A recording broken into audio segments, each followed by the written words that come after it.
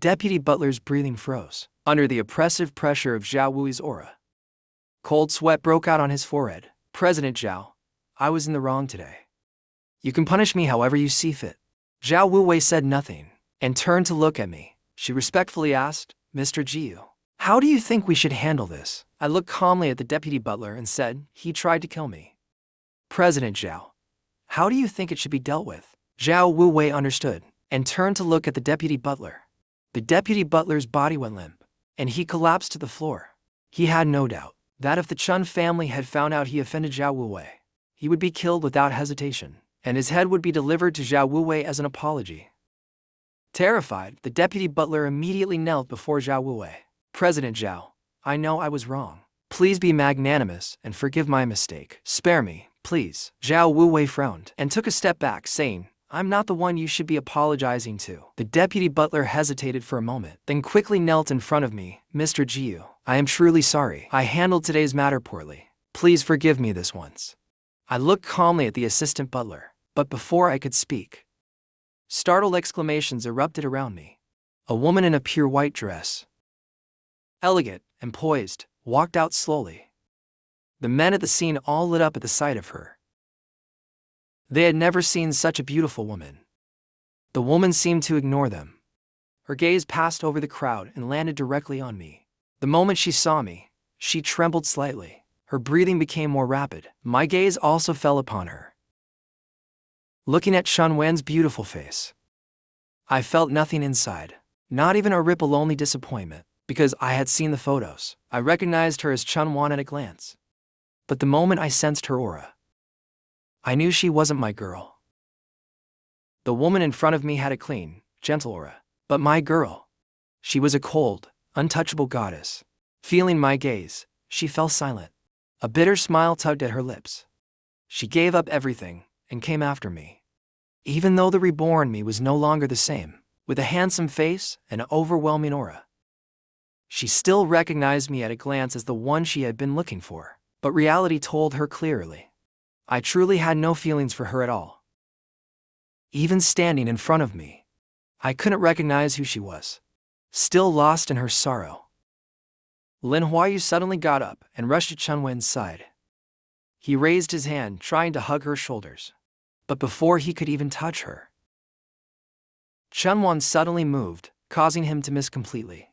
Lin Huayu was momentarily stunned. Even though he hadn't seen Chun Wan in years, she had treated him very kindly as a child. She even said she'd marry him when they grew up, and both families had been supportive of their match. He had seen her photos before, and heard that she was now a 2-star student at Deakin University. Since then, he had decided she was the only one he would ever marry. He believed that with his looks and background, there was no way Chun Wan would reject him. But reality hit him hard, right in the face. He never imagined in his wildest dreams that Chun Wan wouldn't give him any face at all. The surrounding boys looked at Lin Huayu with displeasure in their eyes. You scared Miss Wanner, they said. Lin Huayu's face turned embarrassed, wishing he could find a hole to crawl into. He had never expected this, but realizing he had already lost face, he decided to go all in. He looked at Chun Wanner and asked stubbornly, Chun Wanner, don't you recognize me? Chun Wanner looked at him calmly, coldly replying, I recognize you and I hate you because I don't like you. Lin Huayu was stunned by Chun Wanner. Those words crushed his dignity into the dirt. The boys around them all lit up with excitement. At that moment, a voice filled with authority and a hint of reproach came from the doorway. Wanner, is that how you speak to Huayu? Everyone turned to look. Madam Chun and the Chun family head appeared before them. Madam Chun walked to Chun Wanner's side, smiling as she said, Daughter, we didn't tell you earlier. This banquet today isn't just to celebrate you becoming a 2-star student, but also to let everyone witness the matter between you and Huayu. Everyone was stunned upon hearing this. What matter between Chun Wanner and Lin Huayu? What could be between them? Immediately, many of the boys held their breath. Chun Wanner subconsciously glanced at me, only to find my expression unchanged. A flicker of relief passed through her eyes, followed by a hint of disappointment. She looked away, her warm voice tinged with coldness. Why didn't you tell me earlier? Madam Chun heard the tone in Chun Wanner's voice, and her heart immediately became uneasy. But she still smiled and said, "Dear, your father and I wanted to surprise you. The matter between you and Huayu was agreed upon long ago. You really liked Huayu when you were little." Chun Wanner remained calm and said, "Childhood promises don't count." As soon as she finished speaking, the boys on the scene all sighed in relief. Fortunately, Chun Wanner isn't blind.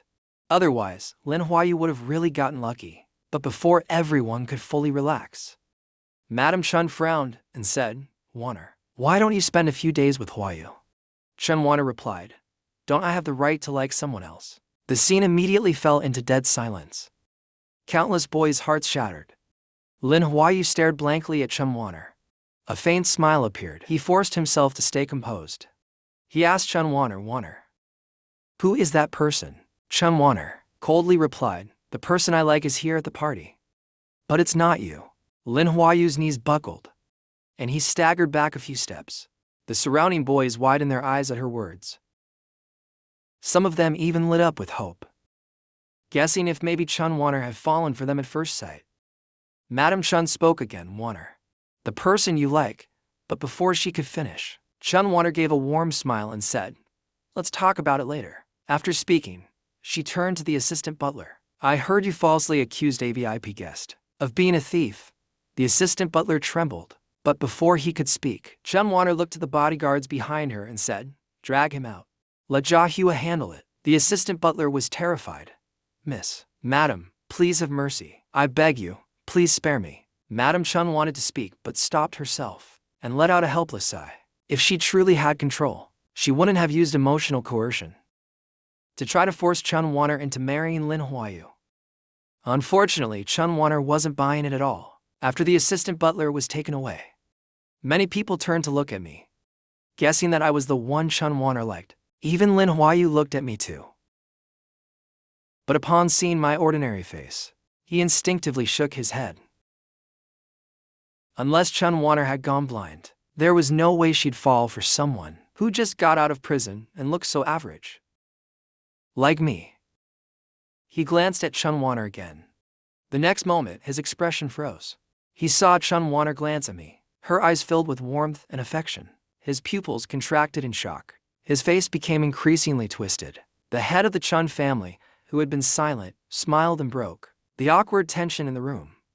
"At today's banquet, we'll select one lucky guest to receive a spot at Dickon Intermediate Academy." The family head's words successfully shifted everyone's attention. Many guests came today for that exact purpose, to secure an enrollment spot.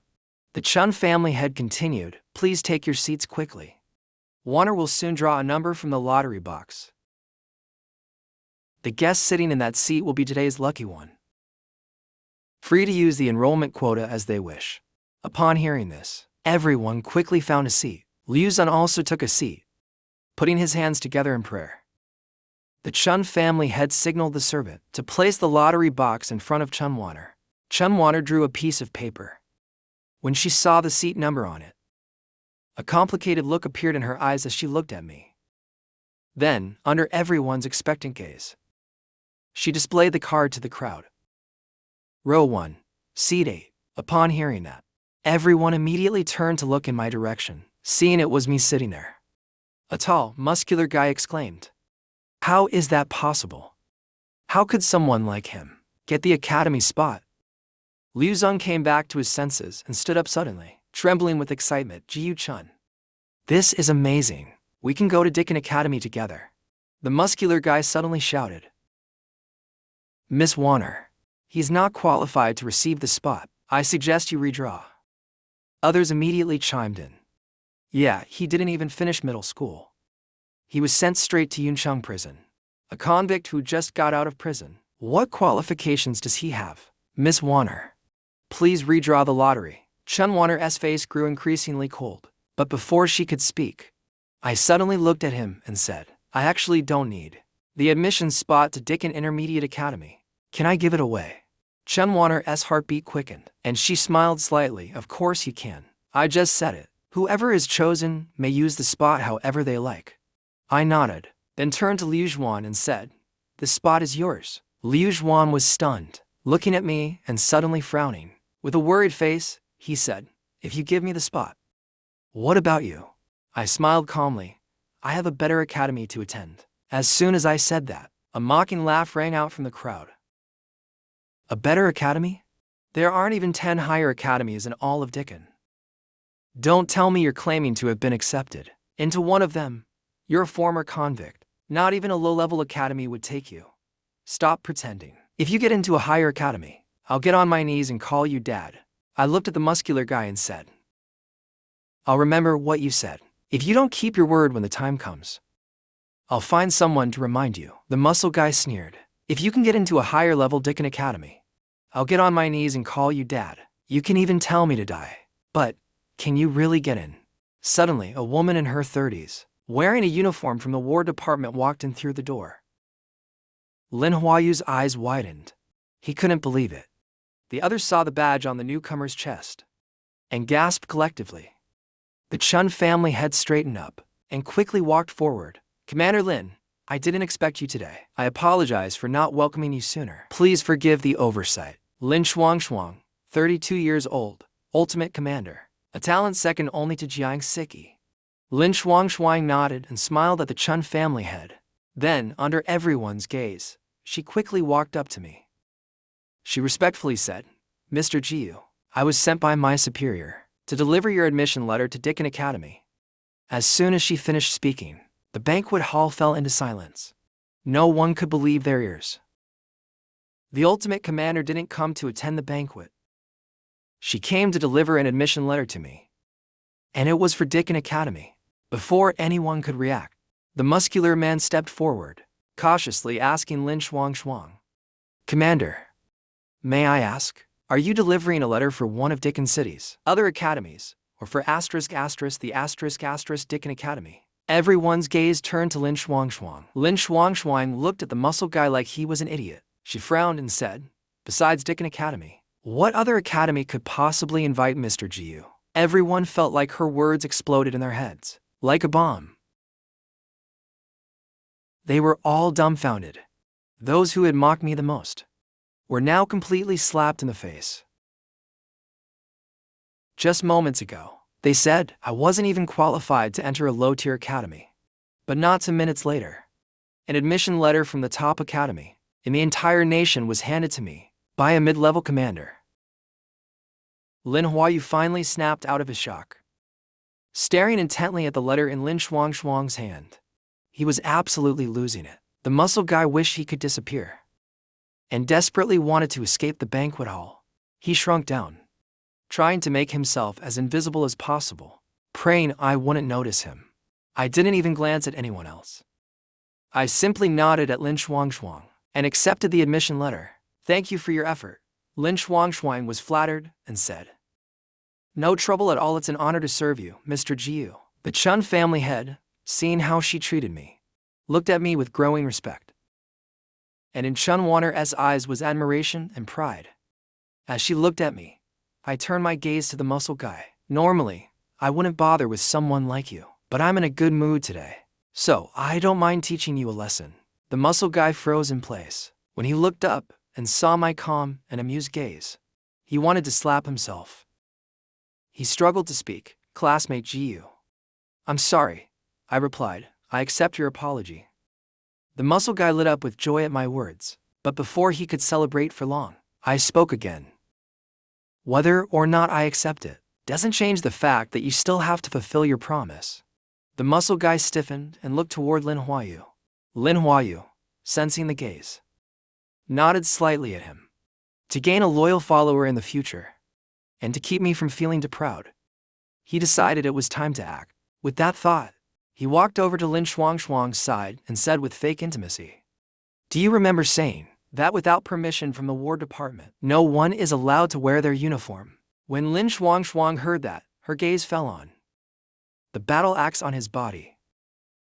Instantly, a buzzing sound filled her mind. That idiot of a little brother, he had secretly worn it in front of her. Even she herself had never dared to wear the glory battle axe. He was finished. Lin Huayu didn't notice Lin Shuang's expression. He looked at me smugly, and then put on a look of pity. My classmate here just got out of prison. He doesn't know anything. If you send him back Tu Yuncheng prison because of this. He'll lose all hope. Lin Shuang was speechless. Going after a top commander for this? Is life not good enough for you? Why are you so eager to get yourself killed? But the others around who heard Lin Huayu's words either sneered or looked at me with pity. Lin Huayu's bluff. His ultimate commander's sister had shown up. So if someone was going to get punished, it wouldn't be Lin Huayu, it would be me. Seeing that Lin Shuang didn't respond, Lin Huayu grew even more arrogant. Sis, let him go for today. Everyone quickly spoke up to persuade. You're too kind. That's why you got bullied by this convict. We can't let this scum go. This time he stole the battle axe uniform. Who knows what he'll do next time? Lin Huayu looked at me with a troubled face. He sighed helplessly and said, Sis, my classmates have a point. There are national laws and family rules. Let's just handle him according to the law. I won't interfere anymore. Hearing Lin Huayu's words that seemed like a death wish, Lin Shuang instinctively looked at me. Fear gripped her heart. Seeing Lin Shuang's reaction, everyone thought she was about to attack me. Their eyes were full of mockery as they looked at me. Lin Huayu stared at the admission letter in my hand, thinking that once I got locked up, that letter would be his. But I looked calmly at Lin Shuang and said coldly, Commander Lin, your brother said to handle it according to the national law. So from here on out, I won't need your help. As soon as I finished speaking, everyone was stunned. They looked at me like I was some weirdo. If they didn't know the full story of today, they would have thought Lin Shuang wasn't Lin Huayu's sister, but mine. Lin Huayu was stunned for a moment, then suddenly smiled. He couldn't help but think, I'm dead for sure today. But on the surface, he looked full of guilt and helplessness. Jiyu-chun, whatever my sister decides to do with you, she doesn't need your instruction. But don't worry, once you're inside, I'll ask my sister to have someone give you a mental evaluation, since you're already talking nonsense before even going in. However, before Lin Huayu could finish his words, a loud slap rang out. Lin Huayu held his face, looking at Lin Shuang in disbelief. Not just Lin Huayu, he looked at Lin Shuang in shock and confusion. Sis, Lin Shuang stared at him coldly. Who gave you permission to wear my uniform? She demanded. Lin Huayu flinched. Shuang had always been kind to him. He never expected her to question him in such a tone. Seeing Lin Huayu stunned, Shuang turned to me. Mr. Jiyu, my brother has been spoiled. I didn't expect him to steal my uniform. Lin Huayu couldn't believe it. Sis, he's the one who stole it. Before he could finish, Shuang's face darkened. Shut up, she snapped, then turned to me again. Mr. Jiyu. I raised my hand to stop her. He already said it. Handle it according to national law. Then that's what we'll do. Shuang realized I wasn't changing my mind. She opened her mouth, but gave a helpless look. Lin Huayu was dumbfounded. According to national law, he'd be in prison for at least 10 years. In that moment, he couldn't think. He grabbed Shuang's arm in fear. Sis, he's just a criminal who got out of jail. What are you afraid of? You're my sister. So what if I wear your clothes? Why does that loser even deserve? Before he could finish, Shuang quickly covered his mouth. She looked at me, forced a smile. Mr. Jiyu, I'll escort him back to prison first. I won't disturb you anymore. I glanced at Lin Huayu and nodded. Shuang breathed a sigh of relief. Then, as quickly as she could, dragged Lin Huayu out of the banquet hall. Everyone watched her go, still unable to react for a long time. Some recalled when Shuang handed me the admission letter. That official-looking document. Could it be that I actually know someone important in the military? Thinking of that, everyone looked at me with complicated expressions, and in many people's eyes, there was obvious jealousy, including that muscular guy. He was looking at me resentfully. I sensed his gaze and turned my head. Our eyes met, his pupils red with envy. I raised an eyebrow, waved the acceptance letter in my hand. Now, you can fulfill your promise. The muscular guy stared at me, clenching his teeth unwillingly. What I said was, you got the admission with your own ability, not through backdoor methods. Dacheng Academy has a fixed number of spots every year. If you use shady means to get one, that means someone else lost their spot. You took what belongs to others. Doesn't your conscience hurt? I smirked and said, so you're going back on your word? The muscular guy sneered, lifting his chin. He looked straight at me. If you got in with your own ability, of course I'll keep my word. My silence. But did you? I raised an eyebrow at him. What exactly counts as ability? The muscular guy looked at me. Your academic scores are hard to verify here. But to enter Dacheng Academy, you must pass the combat test. I passed all 5 trials of Dacheng Academy before. As long as you can beat me, I'll naturally honor my promise. As soon as he finished speaking, a figure flashed before my eyes. The next moment, he was kicked hard in the stomach by a powerful force. His body flew out, crashing onto a table. The table and tableware were smashed into pieces. Everyone stared at his miserable state, inhaling sharply in shock. The muscular guy howled in pain. I walked up to him. Now, do I qualify to make you keep your word? The entire banquet hall fell silent. Everyone looked at me as if they'd seen a ghost. A warrior who passed the 5 trials looked as weak as a chick in front of me. He had no strength to fight back. The muscular guy struggled to breathe. He slowly lifted his head, looking at me in disbelief. He hoarsely asked, "How did you do that?" I didn't answer, just looked at him calmly. "You're tough." The muscular guy froze. He didn't expect me to compliment him, instead of belittling him like a victor would, humiliating him as a loser. He stared at me for a while, then suddenly smiled and moved his body through the pain, kneeling before me, looking up at me, and willingly called out, "Daddy." Everyone around was in disbelief. No one expected the muscular guy to actually fulfill such a humiliating promise and calmly say those 2 words. Those who knew the muscular guy were shocked beyond words. They knew how proud he was. I looked at him without changing expression, raised my hand and tossed a golden coin engraved with the letters XD in front of the muscular guy. "Take it and report to the Yun City Battle Division tomorrow. I'll arrange someone to receive you." The muscular guy stared blankly at me. His eyes gradually filled with surprise and disbelief.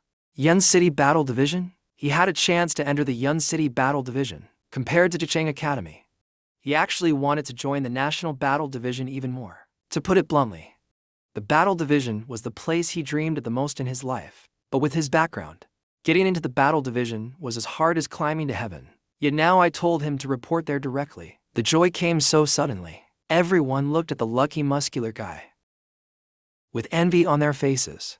Judging from Lin Shuang's attitude toward me just now, no one doubted the truth of what I said. In other words, as long as the muscular guy performs well in the Battle Division, his future would be limitless. The muscular guy picked up the coin. He looked at me gratefully and said, "Thank you." I nodded. Chun Wanner saw that I had finished dealing with things. She walked up to me and smiled. "Jiyu Chun, congratulations on earning admission to Dacheng University. You're about to become my junior. Have you decided when to go to the imperial capital?" A bit of doubt rose in my heart. For some reason, at such a close distance, Chun Wanner felt strangely familiar to me. I stared at her for a moment and replied, "Tomorrow, Dacheng Academy starts. In 10 days. I've almost settled everything here in Yun City. I'm planning to head to Dacheng early to find my baby." Chun Wanner smiled gently and said, "Me too. Why don't we go together? Once we arrive, I can help you get familiar with the campus." Madam Chun and the head of the Chun family exchanged glances. Weren't they supposed to leave in 7 days? Why did it suddenly change to tomorrow? The boys around overheard what Chun Wanner said and looked at me in disbelief, guessing I was the person she had feelings for. Hearing Chun Wanner's invitation, I was a bit surprised too, but I still shook my head. If fate allows it, we'll meet again someday. The boys around me were dumbfounded by my rejection. They were stunned. I had actually turned down the chance they dreamed of. A trace of disappointment flashed in Chun Wanner's eyes, but she soon smiled gently again and said, "All right, I respect your decision." I wasn't interested in staying at the banquet any longer. I said goodbye to Chun Wanner and left. Chen Wanner watched my back as I left, with a thoughtful expression on her face. The next morning, I got a call from the ground staff boss. The only new card being unsealed in our country has been located, and it's related to the same man you were searching for. All linked to Jicheng Academy. I let out a clear breath. All right, book 3 tickets for me. The next available flight to Jicheng. That afternoon, I took my mother and sister and headed for Jicheng. Just as we arrived at Yun City Airport, several shocking, major news stories broke in Yun City.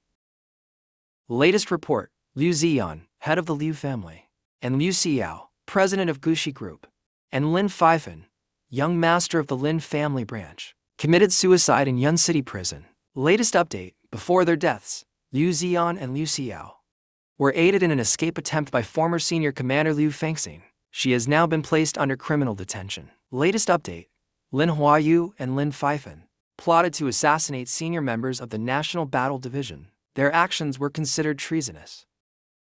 They have been sentenced to death.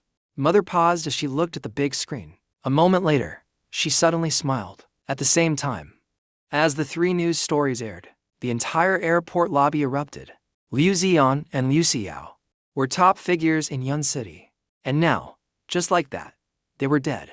Not only them, but also 2 young masters from the Lin family, whose background was even stronger than Liu Ziyan's, were also dead. What kind of powerhouse had the Lin and Liu families offended?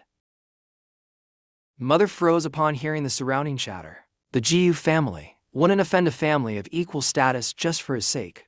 Could it have been Jiyu acting alone? As mother was wondering, I took out my phone and sent a message to Diqing, Kinger. Well done.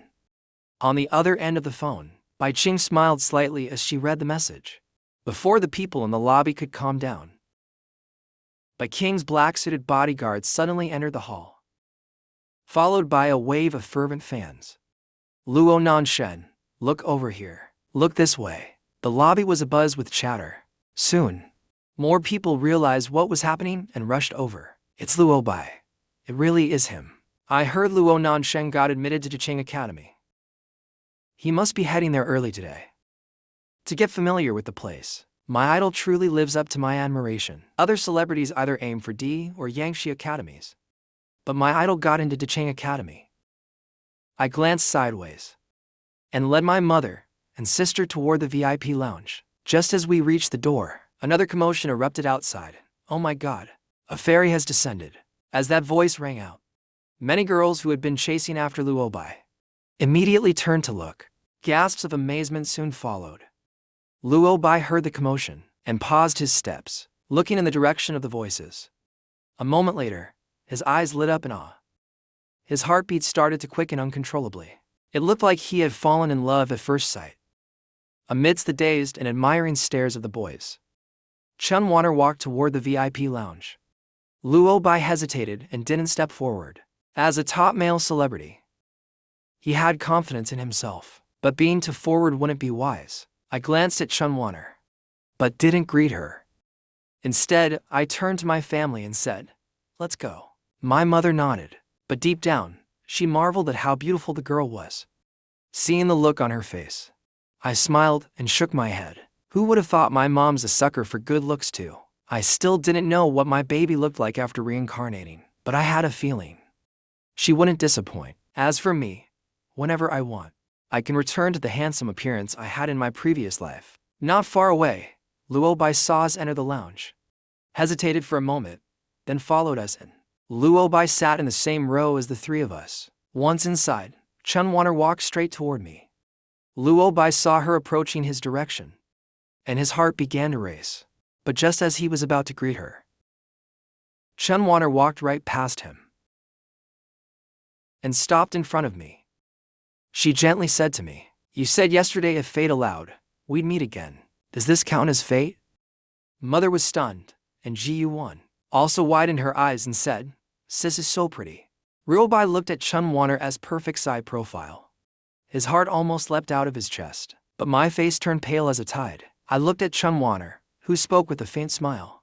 "Are you sure our meeting today was a coincidence?" Chen Wanner froze for a moment, then she smiled lightly. She turned to my mother and said, Hello, Annie. My name is Chun Wanner. I'm going to be Ji Cheng's future classmate. Mother straightened slightly, then warmly said, Classmate Chun, please sit down. Chun Wanner responded with her signature smile again. Thank you, Annie, she said, then sat down beside me. She looked at me gently with soft eyes. There are still 10 days until school starts. Ji classmate, are you planning to go directly to the academy, or find a place outside the academy to settle first? I replied calmly. I'll first help my mom and sister settle down. Before school starts, I'll move into the dorm provided by the academy. Dacheng Academy has a rule. All first-year students must live on campus. If they don't comply, they'll be expelled. As the soon-to-be acting dean of Dacheng Academy, I do have the right to make exceptions. But in my previous life, I never experienced college life. So, I want to give it a try. Chun Wanner smiled and said, My family has an empty villa in Dacheng. It's very close to the academy. You can settle your mother and sister there first. Gu's mother spoke up. Isn't that a bit too much trouble? Chun Wanner gently replied. Only Jiyu and I are from Yuncheng and the whole academy. Besides, the villa is just sitting there. If it can help Jiyu, then it's finally being put to good use. Mother didn't say anything more. She looked at me, waiting for my decision. I looked at Chun Wanner. I could feel that she was intentionally trying to get close to me, but because of that sense of familiarity, I instinctively felt that she meant no harm. I just didn't understand what exactly Chun Wanner's intention was. I couldn't figure it out. What is Chun Wanner really after? After a brief moment of thought, I still gave a slight nod. Since that's the case, then I'll trouble Sister Chun Zhu. I have to admit, Chun Wanner had piqued my curiosity. I really wanted to see what scheme she was up to. After getting off work, I raised my eyebrows, hesitated for a moment, then took off my hat and mask and walked toward Chun Wanner. However, just then, an electronic boarding announcement came from the gate. We quickly boarded the plane and found our assigned seats. There were only 2 seats per row in first class. My mother and sister were in 1 row, and to my surprise, Chun Wanner was next to me. Chun Wanner smiled and said, See, I told you we were fated to meet. At that moment, Luo Bai suddenly came up to me and spoke in a commanding tone. Can we switch seats? I looked at him coldly and said, No. Luo Bai was furious. He had never been rejected before. But today, a lowly commoner dared to refuse him. However, there were a few of his fans in first class. Watching from nearby, he took a deep breath. Trying hard to calm himself, he gritted his teeth, stared at me, and said, 10,000. I'll give you 10,000. Give me the seat. I looked at him like he was an idiot. You think I'd owe you 10,000 yuan? Luo Bai glanced at my clothes, his eyes full of disdain. Wearing a full outfit of cheap streetwear, yet still managing to sneak into first class, pretending to be rich. 100,000. Give me the seat. That's enough to buy you dozens of first-class tickets. Hearing his aggressive tone, my expression also turned cold. I'm not short on money. Do you not understand human speech? Luo Bai shuddered under my gaze. 200,000. Even if I had the money, I wouldn't be a sucker. Don't push your luck. Luo Bai was left speechless. In an instant, the aura around me turned ice cold. I slowly pulled out a bank card and slapped it right on Luo Bai's face. At the same time, my cold voice rang out, 1 million. Get off this plane. As soon as I finished speaking, the first-class cabin fell into dead silence. A few fans were watching the commotion, and all gasped in shock. Luo Bai was actually humiliated by an ordinary guy. Luo Bai's father was the head of the Luo group and a member of the underground palace. They thought I had lost my mind. Challenging Luo Bai would surely not end well. Even Chun Wanner was momentarily stunned by how dazzling I appeared. A moment later, Luo Bai came back to his senses, raised his hand to touch his burning cheek, and looked at me in disbelief. You dare hit me? Before I could respond, Luo Bai suddenly raised his hand and swung it toward my face. To get into Dickin Academy. He clearly wasn't just some weakling. He was just caught off guard earlier, which is why he was slapped with a bank card by a nobody. This slap he was throwing now was with full force. He believed that if it landed, my face would be ruined. But just as his hand was about to strike, a hand grabbed his wrist. In the next second, a crisp slap landed squarely on Luo Bai's face. With that powerful blow, Luo Bai was knocked back several steps. Bright red blood trickled down from the corner of his mouth. I said coldly. Just now I gave you money and told you to leave. This is what a real slap feels like. That last one was just a warning. This slap of mine left everyone around completely dumbfounded again. They were curious how I managed it. Luo Bai had made it into Dicken Academy, so his combat skills were no joke. Everyone's face was full of shock and confusion. Luo Bai held his injured face, his tone barely containing his overwhelming rage. You've really made me angry now. I just looked at him calmly. My tone's serious. Apologize to me now. Then slap yourself 10 times and get back to your seat. Otherwise, after we land, what you'll face won't just be a few slaps. I can guarantee, if my mother and sister weren't here, and I wasn't worried about scaring them, Luo Bai would definitely not be standing in front of me unharmed. Luo Bai was stunned for a moment. He hadn't expected me to be so arrogant, especially after knowing his father's identity.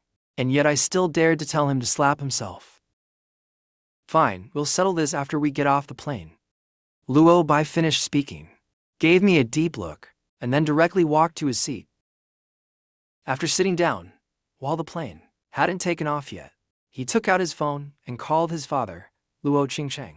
Once the call connected, Luo Bai exaggerated and twisted the events that happened just now and told the story. A moment later, his father replied that he would come to the airport to pick him up. Luo Bai reminded his father to bring a few more people along. Only then did he hang up the phone with satisfaction. Then he turned to look at me. Luo Bai was thinking whether to slap my face first or break my legs first. Not long after, I received a message from the ground crew boss. I'm tied up here and can't come. I've already sent a subordinate to pick you up. 2 hours later, the plane landed at Dicken Airport. Luo Bai followed closely behind us off the plane. His fans also came along. They were following for the spectacle. Moments later, we reached the airport exit. Luo Bai's gaze landed on a middle-aged man, about 40 years old, with an extraordinary aura. Luo Bai called out, "Dad, you're here," and quickly ran over to the man. Once he stood before Luo Qingcheng. He immediately raised his hand and pointed at me. "Dad, that's him. Arrest him now." As soon as Luo Bai said that, Luo Qingcheng's eyes fell on me. He immediately walked toward me. Luo Bai's fans behind him saw his actions and looked at me with complex expressions. They thought, though I came from an ordinary background, I was a martial arts genius far beyond Luo Bai, and I was about to fall here. At the same time, as Luo Qingcheng got closer to me, Luo Bai curled his lips into a cruel smile. He thought Luo Qingcheng was going to send someone to deal with me, but didn't expect him to do it personally. He thought even if I didn't die today, I'd be seriously injured. He was wondering how he should torture me. Before he could decide, his eyes suddenly widened, as if he had seen a ghost, because he saw his mother, who had never bowed to anyone before, kneel before me on one knee, and then deeply bow. A solemn and nearly devout voice came from his father's mouth. "Your subordinate greets you, Your Highness, Princess." Luo Bai was frozen in place. He didn't understand why his father was bowing to me, nor what princess meant. Thinking about it, Luo Bai's eyes fell on me, and he carefully examined me again. He began to suspect I was the princess of the underground palace, someone of even higher rank than his father. His gaze toward me suddenly changed. He suddenly panicked.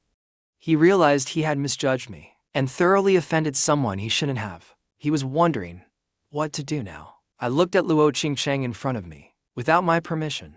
He didn't dare to get up. I smiled and said, "Your son told you to arrest me. That's quite a greeting, I really can't accept it." Luo Qingcheng's face turned a few shades paler. He never imagined, even in his dreams, that the person his son called about was actually me. Though Luo Qingcheng didn't move from his bowing posture, his voice suddenly boomed, "Luo Bai, kneel and apologize to the princess." Hearing his father's command, Luo Bai immediately dropped to his knees in front of me. He slightly raised his head and sincerely said, "I'm sorry, I'm truly sorry. I didn't know your identity. I hope Your Highness, the princess, won't hold a grudge against me. Please forgive me." Seeing this, Luo Qingcheng couldn't help but let out a sigh of relief. He smiled bitterly and said to me, "Princess, my son has been spoiled. He's getting more and more unruly. Why don't you help discipline him? I heard earlier that you were heading to Dicken Academy. He's going there too. Why not take him with you? Let him serve you tea and run errands. I looked calmly at Luo Bai and said, "Do you remember what I said on the plane?" Luo Bai flinched slightly, then immediately nodded. Then suddenly he raised his hand. Asterisk slap slap slap asterisk. The sound of slaps rang from Luo Bai's face. Everyone was stunned. No one expected that the chairman of the Luo group would bow deeply to me. Even more shocking, the once glorious Luo Bai was now kneeling and slapping himself in front of me. After a while, no one knew how many times Luo Bai had slapped himself. I gently curled my lips and said, "That's enough." Only then did Luo Bai finally stop. Now that he knew my identity, he could feel the sting on his burning cheeks, but held no resentment toward me at all. Luo Bai wasn't a good person, but he understood the law of the jungle. I looked at Luo Bai's expression calmly, and once I was sure he wouldn't dare pull any tricks on me, I finally opened my mouth and said, "Just like your father mentioned, I do indeed need an attendant at Dickon Academy. Someone who will obey my every command." Before I finished speaking, Luo Bai quickly interrupted. "I'm willing." He had just been completely blinded before. But he wasn't stupid. He understood that his father was helping him seize an opportunity. As long as he stayed by my side and behaved, he might qualify to join the minor underground palace, and maybe even gain entrance into the true palace one day. Thinking of that, Luo Bai looked at me even more eagerly. I didn't say anything further. Luo Qingsheng, seeing this, had a flash of wild joy in his eyes. He believed that if his son could follow me, his future would be endlessly bright. He even thought that his entire family might rise further thanks to his son. Some had taken photos of Luo Bai kneeling. Some had taken photos of me. Luo Qingsheng made them delete them all, and warned everyone that if anyone dared to speak about today's events, there would be serious consequences. Afterward, Luo Qingsheng took us to a vacant villa in Dickon City. After eating a simple meal in the villa, my mother took my sister to rest. I went with Chun Wanner and Luo Bai to Dickon Academy. At this moment, in the dean's office at Dickon Academy, an elderly woman stood with hands behind her back, in front of the massive floor-to-ceiling window. Behind the old woman, a male and female assistant were reporting important information. Suddenly, the office door was kicked open. The woman in the lead carried a noble air, as beautiful as a goddess. The male assistant's breathing grew rapid. He couldn't believe that such a perfect woman existed in this world. The female assistant's breath caught in her chest. Soon, she identified the 5 people entering as students of Dickon Academy. Her face turned cold instantly. With a cold tone, she snapped, "Who let you in here? Get out." Hearing that, the leading woman stepped forward. She slightly turned her head and glanced at the female assistant. In the next second, a streak of dark golden light flashed past like twin copper bells. The female assistant's body was suddenly flung into the air, slamming into a white wall 3 meters away. She spat out a mouthful of blood and slowly slid down the wall.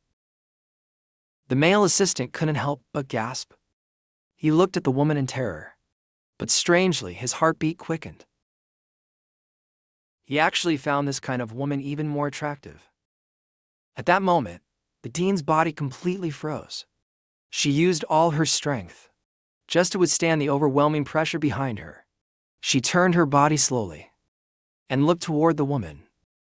As she turned around, the woman asked coldly, "The person I asked you to investigate, still no progress?" The dean, who had never once faltered at Bo Daling, began to tremble. She looked at the woman and opened her mouth, but couldn't get any words out. Seeing her state, the woman already had her answer. Her entire aura turned absolutely cold. Useless. As the words fell, the 4 behind her all dropped to one knee. And the dean, unable to support herself anymore, collapsed to her knees in front of the woman. She was truly about to cry. How could someone come back from the dead? Even if it happened, no one would openly talk about it. Moreover, the man she was looking for was someone who had been reborn 6 months ago. Why didn't she come look 6 months ago? Back then, a few poor students got accepted into Dickon Academy, but couldn't afford the tuition. She had kicked them out of the academy. This woman had suddenly come and beaten her up. Helpless at the time, She had no choice but to release the withheld financial aid and distribute it to them. Only then did the woman spare her temporarily. Later, she found out that she had actually come to ask her for help in finding someone, if she hadn't happened to catch her in the act back then. With just a woman coming to request her help, how could she have ended up in such a humiliating position? The woman's eyes were icy cold as she stared directly at the dean on the floor. Her voice was frigid, allowing no room for rebuttal. I'll give you 3 more months. If you still can't find where he was reborn, then your existence has no value. The dean's heart suddenly tightened. She knew she wasn't joking. She didn't doubt for a second. If she couldn't find the boy within 3 months, this woman would truly kill him. She quickly said, I just received news. The acting dean is already on his way to the academy. Once he arrives, I'll lose all dean authority. Otherwise, you can speak to him directly afterward. Suddenly, the male assistant's phone chimed with a notification. He instinctively picked it up and looked at the pop-up message. The next moment, he looked up at the goddess-like woman before him. The acting dean has entered the academy. At the same time, in the office of the Dickon War Department Supreme Commander, Feng Shang was reviewing a stack of reports. The battlefield situation was grim. Her brows furrowed deeply. She knew losing me on the battlefield would cause issues, but she didn't expect them to be this severe. Suddenly, a knock came at the door. Feng Shang responded, Enter. A senior commander walked in. His face filled with joy. Commander, we found the woman Jiu Tongling was looking for. We've already tracked her whereabouts. Feng Shang stood up abruptly at the news. She urgently asked, Where is he? Feng Shang understood.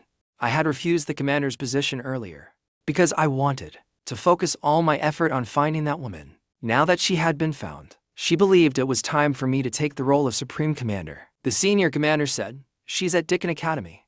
Feng Shang glanced at the battle reports on the desk and exhaled slowly. The tide of the war was finally about to change. Thinking of this, she looked at the senior commander in front of her and said seriously, Prepare the vehicle. Come with me to welcome the new Supreme Commander of Xia Nation's Dickon Front. The senior commander said it was in front of Dickon Academy's gates. Luo Bai and I were both marveling at how perfect Dickon Academy was. Chen Wanner saw that I was pleased and smiled gently. Let's go. With that, she took the lead and entered through the academy gates. Luo Bai stiffened slightly in response. He quickly stopped Chen Wanner. At Dickon Academy, only academy students and those holding an academy entry permit may enter. If you enter by mistake, it could cause serious trouble. He knew I was the princess of the minor underground palace at Dickon Academy, but he didn't think I would give Chen Wanner a spot to study at the Dungeon Academy. However, just as Luo Bai finished speaking, a male student happened to walk out of the academy. When he saw Chen Wanner, he immediately looked surprised and said, Chen Dian. A few passing students nearby were drawn by his voice. They whispered among themselves about Chen Wanner's beauty. Luo Bai stared blankly at Chen Wanner. Chen Dian, if he remembered correctly, only campus queen level students at the Dungeon Academy could be given an honorific after their surname, which meant Chen Wanner was already a student at Dungeon Academy. Luo Bai was completely stunned. Chen Wanner looked at him and gave a faint smile. That's just what people casually call me. You can just call me by my name. Everyone around turned to look at Luo Bai when they heard that. The male students all fell silent at once. They roughly understood why it felt like Chen Dian was in love. Several girls around them suddenly got excited. They thought Luo Bai had feelings for Chen Wanner. Hearing that, Luo Bai's heart suddenly skipped a beat. Subconsciously, he looked at me to make sure I didn't look upset. Only then did he breathe a sigh of relief. He hurriedly explained to everyone, Don't get the wrong idea. I just met Senior Chen Wanner today. We just came to the academy together by chance. We're not a couple. However, not everyone believed it. They felt that Luo Bai and Chen Dian were actually a good match. Even if they weren't a couple now, they probably would be soon. Luo Bai felt a bit uncomfortable under their gazes. He quickly looked at me and Chen Wanner. Let's head inside. I nodded, then lifted my feet and walked toward the academy gate. And only then did everyone around realize, between Luo Bai and Chen Wanner, there was me, the third wheel. As I passed by Chun Wanner, she suddenly spoke up, "Wait." My steps suddenly froze. I looked over at Chun Wanner. Chun Wanner didn't speak. Instead, she suddenly stepped forward 2 steps. In the blink of an eye, the distance between us closed until I could hear her breath. She casually glanced at me, then slowly raised her hand to my face. Her slender, soft fingers plucked a fine hair from my cheek. "All done," she said, slowly turning her wrist. She released the fingers holding the hair. The hair drifted into her palm. With that fine hair, and the midday sunlight shining down, her eyes locked on mine. A faint smile appeared on her face. She looked like a girl out of a painting. Everyone was stunned. They always knew Chun Dayan was good-looking, but no one realized she could be this captivating. Luo Bai was also dazed. Even though he knew Chun Dayan was me, he was still charmed by Chun Wanner's beauty. But as I looked at Chun Wanner in front of me, my eyes showed no emotion. I calmly said, "Thanks," then turned and walked toward the academy. When Chun Wanner saw my action, a trace of disappointment crossed her face. She felt that even after living again, I still had no feelings for her. But soon, a gentle expression returned to her face. When she chose to be reborn, she had already anticipated this scene. What she needed to do was help me as much as she could. Work hard to earn my affection. Even if she failed, she would have no regrets. Chun Wanner smiled with relief, then turned her head to glance at the people around. The smile at the corner of her lips deepened. She knew what the guys around her were thinking about her and Luo Bai. But she didn't want them to see her paired with any other man. Luo Bai watched Chun Wanner's shifting expression and sighed. He looked longingly at my back. He realized that in this life, he was destined to miss out on Chun Wanner. Only after we entered the academy gates did the surrounding boys slowly snap out of it. Some suspected that Chun Wanner liked me, while others thought that was impossible. They believed I was the one seducing her, so they wanted to follow me to see how I managed to charm Chun Wanner. After I entered the academy, Chun Wanner showed me around a bit. Soon we were standing in front of a white hall.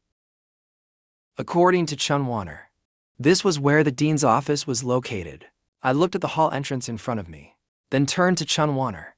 "Take her to handle the dorm procedures first. I have something to take care of." Chun Wanner nodded and asked, "Should I take care of yours too while I'm at it?" I nodded. "Sure, do them together. After it's done, send me the dorm location and room number. I'll head there myself." Chun Wanner nodded slightly, then left with Luo Bai. I quietly entered the hall, heading straight for the dean's office. Not far away, some students have followed us all the way. When they saw me enter the hall, they didn't understand what I was doing there, let alone how I managed to win over Chun Dayan. They thought if someone like me could get close to Chun Dayan, then they might have a shot too. So they chased after Chun Wanner and Luo Bai. At the same time, I arrived at the door of the dean's office. Before I could enter, the sound of porcelain smashing on the floor suddenly rang out. Porcelain shards scattered in all directions, with some pieces landing by my feet. The dean's furious roar came from inside. How dare he act so arrogant in front of me? If those poor bastards don't have money, they shouldn't study. What right does he have to demand I give them financial aid? If there's no aid to offer, then why should I even be this damn dean? Now I'm being forced into early retirement by him, and he still won't let me go. And the new scapegoat has already arrived. I even told him, once the new dean is here, I won't have any authority left. What right does he have to ask me to find someone for him? I didn't know what had happened here, but hearing the dean's furious voice, I already had a rough idea. I came here this time, intending to complete the work handover with the dean, but I didn't expect that in her eyes. I was just a scapegoat. Since that's the case, things would be much easier for me moving forward. With that thought, I glanced at the 2 assistants in the office. They were trembling with fear. I avoided the shards on the floor and stepped into the office. Because my information was completely classified, the dean only knew the new acting dean was a man, but had never seen my photo. In her mind, the acting dean had to be over 30 years old. So, when the furious dean saw me, She mistook me for a student asking for financial aid. The fire in her chest burned even more fiercely. She raised her hand and pointed at me, shouting harshly, "Do you think this is a place you can just walk into? Get out of here." I looked at her calmly, my eyes slowly filling with meaning. "How did someone like you become a dean?" The dean grew even angrier. She looked at me with an icy expression. "Dungeon Academy is a school for nobles, not a shelter for poor students like you. 1 million in tuition per year. Pay it to me within 3 days. If you can pay, you can stay. If you can't, then get out early." I smiled at her words, but there was no warmth in my smile. I walked forward a few steps and sat down in the chair in front of her desk. Then I looked at the dean and slowly said, 1 million. I do have that money.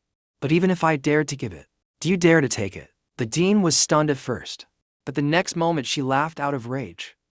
With that attitude talking to me, forget 1 million. Even 10 million. Dungeon Academy still wouldn't accept you. As she spoke, she raised her hand and pointed toward the office door. Get out of Dungeon Academy. Right now. Hearing the dean's words, my expression turned cold. A powerful aura pressed down hard. The dean instinctively took 2 steps back. Before she could steady herself, 2 flashes darted across her field of vision. The next moment, the silver needles pierced into both her legs. Her legs instantly went numb. Her whole body collapsed onto the floor. But at that moment, she could no longer care about her legs. She stared at me, her wide eyes filled with shock and fear. Impossible. She was still a high-level warrior, after all. She couldn't believe she had no way to fight back against me at all. And even though we were clearly 2 different people, she could feel an aura from me that was eerily similar to that woman. Thinking of this, the dean asked in a trembling voice, "Who are you?" Just as the dean finished speaking, the male assistant's phone rang again. After seeing the message on the screen, the male assistant's eyes widened. He immediately turned to the dean and blurted out, "Dean, he's the new acting dean." Those words from the assistant were like a thunderclap. The dean froze completely on the spot. After several seconds, she finally snapped back to her senses. She stared at me dumbfounded and asked, "You're the new acting dean?" I gave a faint smile. "That's right. I'm the so-called scapegoat you mentioned." The dean's body stiffened. She knew I was here to take her position. It was a direct order from Supreme Commander Feng Chun. Although she didn't know who I was, she knew for certain that I must have close ties with Feng Chun.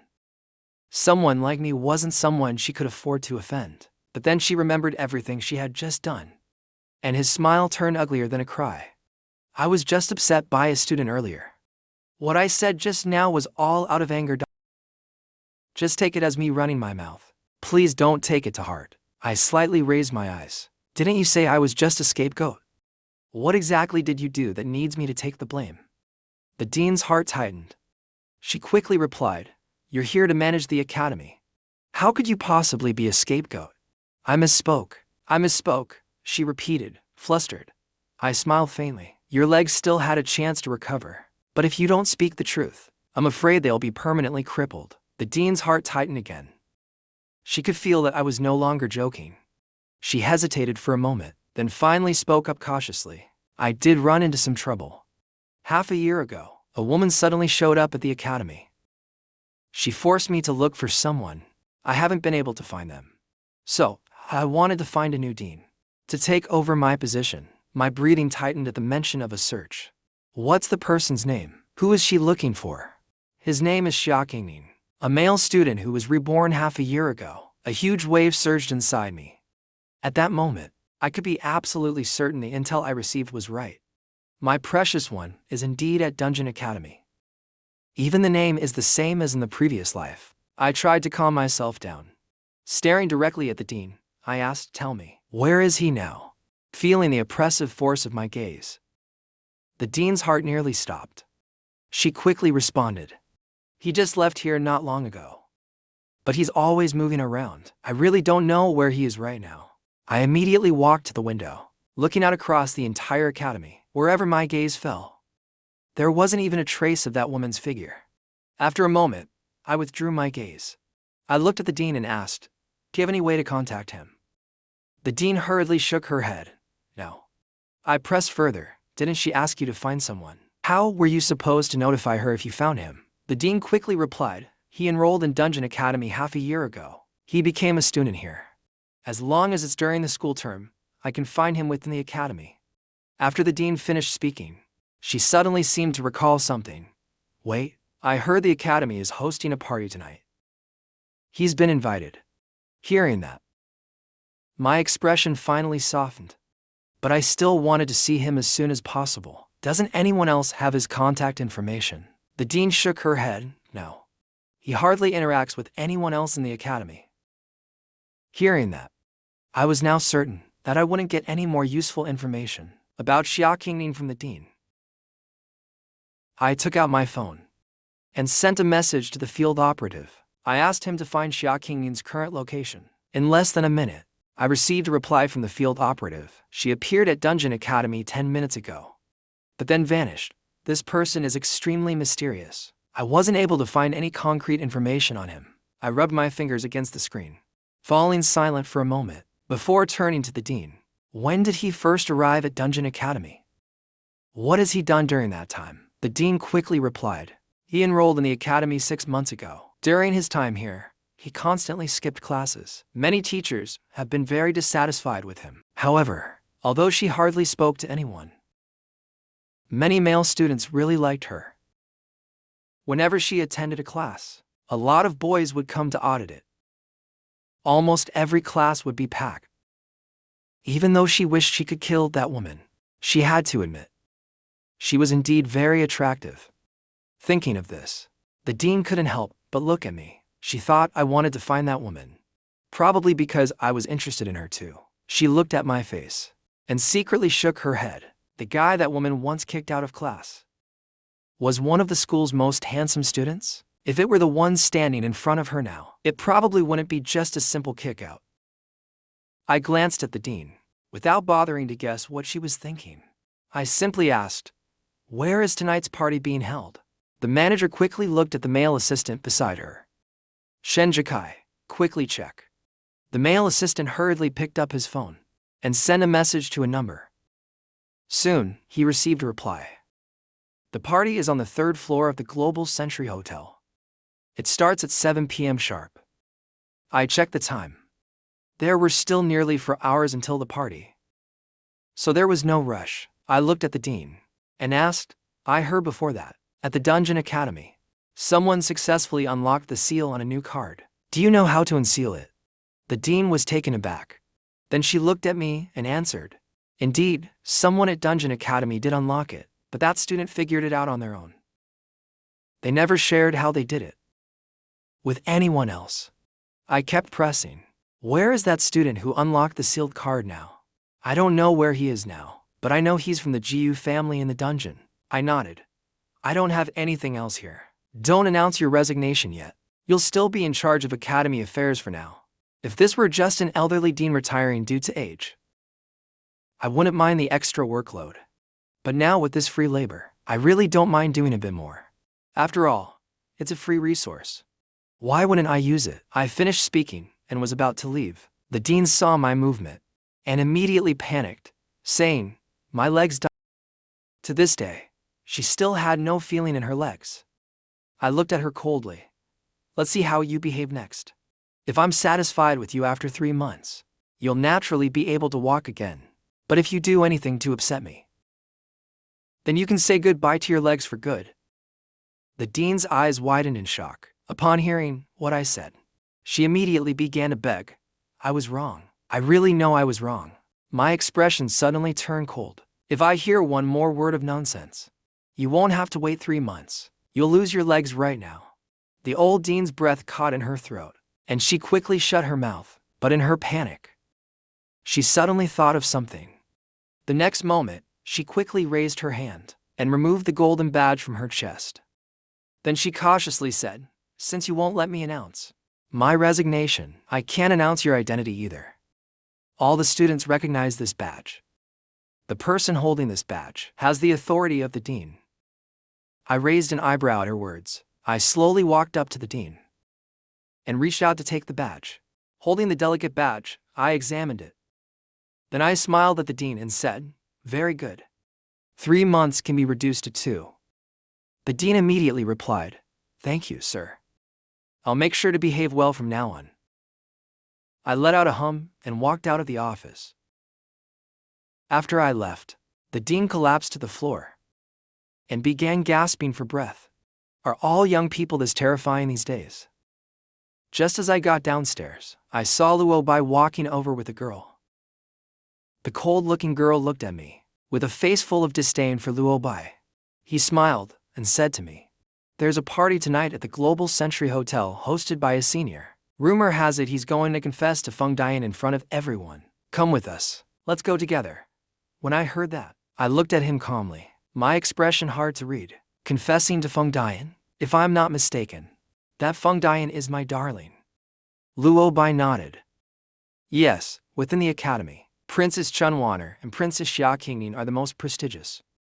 Today, His Highness Zhao Yunqi is going to confess to Princess Xia Qingning. After saying that, as if remembering something, he quickly glanced at the cold-looking guy beside him and introduced him to me, saying, "Jiyu Chun, your dorm room has already been arranged. Let me introduce you. This is our roommate, Tang Bashan, the eldest son of the Tang Corporation." Tang Bashan gave me a cold glance and said, "Let's go." He didn't say much to me and headed straight toward the parking lot. Seeing this, Luo Bai awkwardly said to me, "Jiyu Chun Bashan has that kind of personality. Don't mind him. Let's go." I nodded and said nothing. We got out of Tang Bashan's luxury car and stood at the entrance of the Global Century Hotel. There were still nearly 2 hours before the party started. Not many people had arrived at the hotel yet. However, before we could enter, a guy happened to walk over. Tang Bashan saw him and cheerfully greeted him, "Senior Su, hello." The guy gave Tang Bashan a cold glance and replied with a distant hum before heading inside. But in the next moment, his gaze landed on Luo Bai. "So you're the scumbag who tried to harass Chun Dian?" Luo Bai's face darkened, but he didn't dare get angry directly. Instead, he looked at Tang Bashan. Tang Bashan quickly tried to smooth things over and introduced Luo Bai. "This is Senior Chu Langsing, the only grandson of the Academy's dean." Luo Bai gasped sharply. He immediately felt a bit relieved. Luckily, he hadn't acted impulsively. After all, the dean has the power of life and death over students. If he had offended the dean's grandson, even I might not be able to save him. Chu Langsing looked at Luo Bai's pale face and arrogantly lifted his chin. Then he ordered Luo Bai, "Return to the academy and stay at least 10 meters away from Chunwaner. If I hear you harassed him again, even just once, you can forget about staying at Dungeon Academy. Did you hear me?" Luo Bai quickly nodded. Chu Langsing gave a slight nod. Then he slightly tilted his head and warned Tang Bashan and me as well. "You two also stay away from Chunwaner." Tang Bashan quickly smiled and replied, "She's someone you like, Senior. How can I possibly compete with you?" Chu Langsing's gaze then landed on me. I met his eyes calmly and firmly. His brows furrowed. "Didn't you hear what I said?" Tang Bashan quickly urged me, "Respond now." I ignored Tang Bashan and simply looked at Chu Langsing and asked, "Is there a rule in the academy that bans getting close to certain students?" Tang Bashan snorted, "You must be new." "Well, let me tell you, my words are the academy's rules." I chuckled lightly, "Is that so? What if I don't follow them?" Chu Langsing's face darkened. "Then all 3 of you can get out of the academy." Tang Bashan's heart tightened at those words. He warned me, "Quick, apologize to Senior Chu. If you want to die, fine, but don't drag us down with you." Luo Bai also looked a bit nervous. He was worried that if I angered the dean's grandson, I'd be expelled. I completely ignored them. I simply looked coldly at Chu Langsing and said, "You want to expel me? I'm afraid you're not qualified to do that." Chu Langsing stared at me intently. Instead of getting angry, he laughed. "I'm not qualified. All right, fine. Since that's how it is, I'll show you whether I'm qualified or not." As he spoke, Chu Langsing took out his phone and called the dean. Tang Bashan was so scared he could hardly breathe. This time, he ordered me to apologize to Senior Chu immediately. Chu Langsing sneered, "It's too late to apologize now. Only if you kneel and repent." "Will I forgive you?" Tong Boshin quickly said, "Kneel, just kneel. Don't just think about yourself, think about us too." As he said this, he raised his hand to press on my shoulder, trying to force me to kneel. But before he could touch me, I kicked him, and Tong Boshin cried out in pain. He ended up half kneeling on the ground. At the same time, the call in Chu Langsing's hand connected. The dean's voice came through. "What's wrong, my dear grandson?" Chu Langsing glared at me fiercely and angrily said, "Grandma, someone bullied me. I want him and his two friends expelled from the academy." There was a brief silence on the other end. Then a surprised voice said, "Someone dares to bully my grandson. Tell me their names. I'll have them expelled immediately." Tong Boshin's face turned pale instantly. He looked at me with resentment in his eyes. It was over.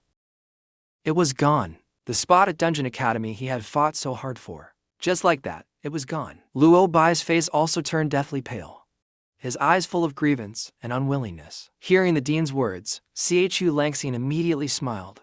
"Grandma, I knew you're the best. Wait for me to ask his name." Then he looked at me arrogantly and said, "Idiot. What's your name?" But I didn't answer him. Instead, I looked at his phone and slowly said, "Old Dean, do you still remember what I just told you?" The call suddenly fell silent. Chu Langsing, Tong Boshin, and Luo Bai were all stunned. They thought that I was just some kid begging the dean for financial aid, that I wouldn't dare say anything else. And now, speaking to the dean like this in such a commanding tone, they thought I knew I couldn't stay at the academy anymore and was just giving up completely. Tang Boshin looked at me with a mix of mockery and pity. Chu Langsing sneered at me and proudly said to the dean, "Grandma, he not only bullied me, but he also disrespected you. I want him to never set foot in school again." Before Chu Langsing could finish, the dean cut him off with a scolding. Her furious voice carried weight and authority. Chu Langsing froze. His face was full of disbelief. His usually doting grandmother had actually told him to shut up. Chu Langsing suddenly turned to look at me and coldly said, "Even if you kneel now, down, and beg for mercy, it's too late. My grandfather won't let you go." The dean on the other end of the call was nearly scared into cardiac arrest by those words. She immediately spoke coldly, ordering Chu Langsing apologize to Mr. Jiu at once. Immediately, Chu Langsing was completely stunned. His grandma had really just told him to shut up earlier, and now she was even telling him to apologize to this bumpkin? Why should he apologize to someone like that? It was no different than asking him to die. Chu Langsing was speechless. The dean was beyond panic and began urging, "Didn't you hear me?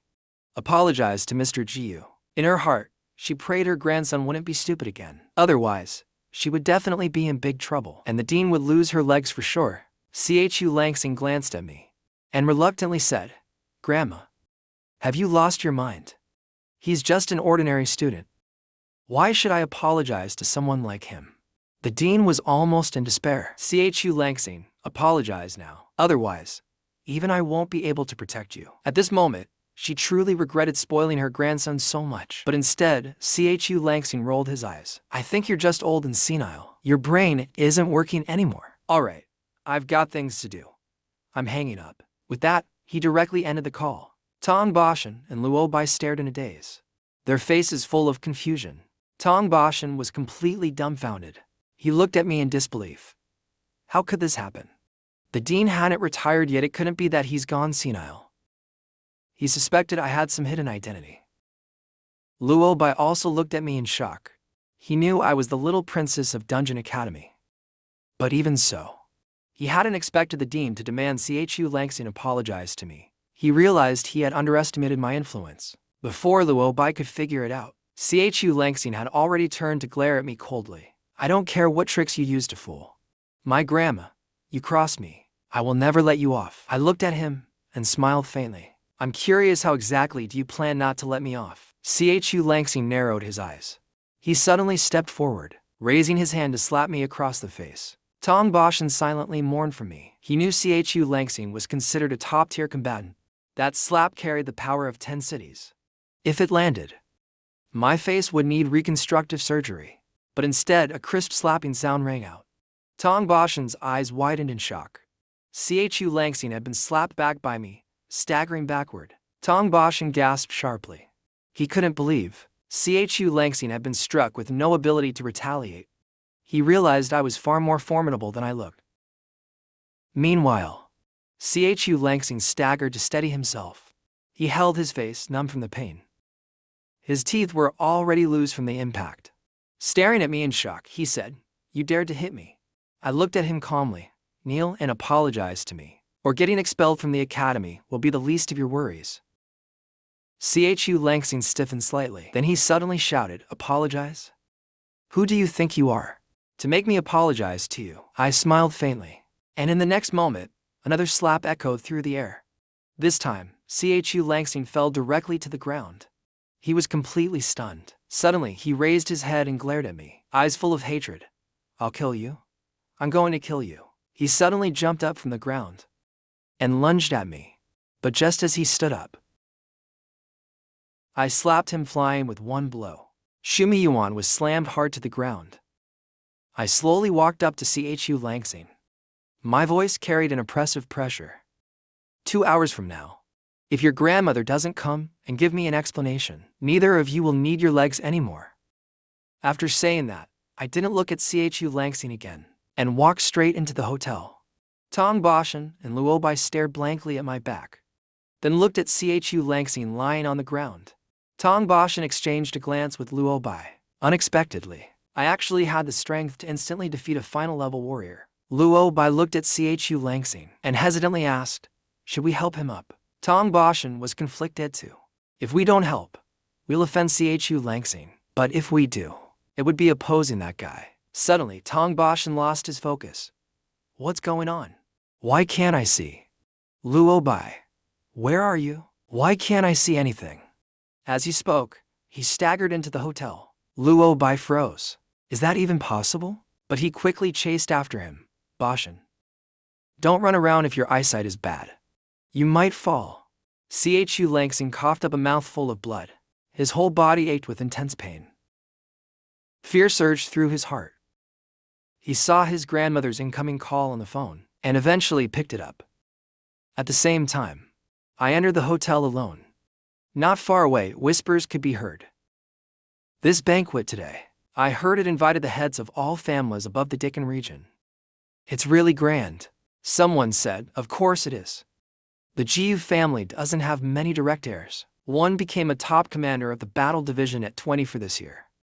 Another became a student at Dicken Academy at just 19. With talents like that, the Jiu family produced 2 in 1 year. By the way, I heard the Jiu family head's daughter was just brought here." Someone cut him off. "What are you thinking? The Jiu family head brought him back this time to make him kneel and apologize to the Jiu family in public, as a warning to those family members who disobey orders." The other person chimed in. "I also heard that woman has a useless son who just got out of prison a few days ago. For the Jiu family's reputation, there's no way that son would acknowledge her now. If you ask me HMPH," but before he could finish, a cold hand suddenly grabbed his neck. The young man was stunned by my action. He froze in fear. A moment later, he suddenly snapped out of it and quickly shouted to the hotel security, "Who are you? Someone help. This guy is crazy. If you don't want to die, shut up." The young man's heart trembled at those words and instinctively shut his mouth.